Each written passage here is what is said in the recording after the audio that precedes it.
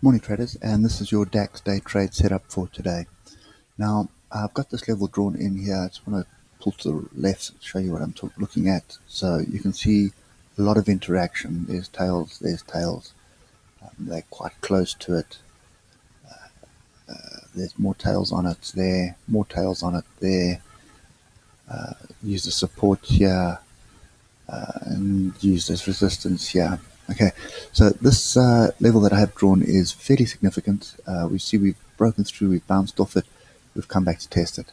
That level is 12,482. Okay, now, whoops, so stop the daily. We have a pin bar on the daily as well. Sellers are in control at the moment. They were in control on Friday, and they're in control today again. Okay, so sellers are definitely in control. Just as a result, you need to pretty much be careful. This is all indicating that we are looking at a turn here. Now, if I drop down to the 3-hour, you will see a head and shoulders here. So here's the shoulder, here's the head, here's the shoulder. This is the neckline of that level. Okay, the next logical level is pretty much right over here. Okay, and then we also have a gap. So it's important to have that gap in as well. Okay, now looking at 3-hour, we've had a crossover of the moving averages. Problem is we've got a grouping of our oscillators the downside, so this could be an area where buyers step in, but a break below this area is fairly significant because that brings in 12,436.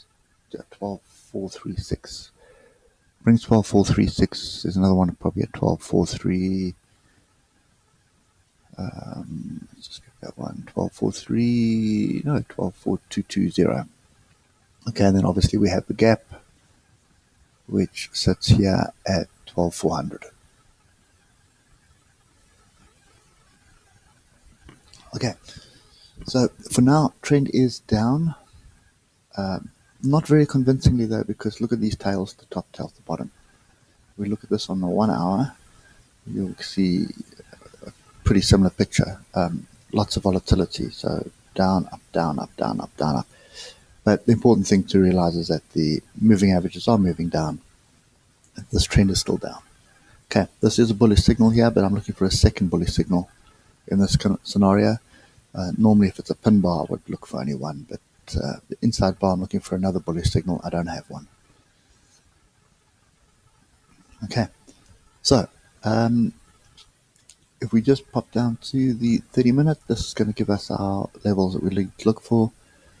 So a break below 12,482 brings up the short, and a break above 12,549 brings us the long. That's the long and short of it. And first target is going to be 12,436 and then going to be 12,400. Okay, now guys, I honestly don't believe we're going to see much fireworks today. I think we're going to have pretty much another day like we had yesterday. Lots of up and down, very little trading opportunities.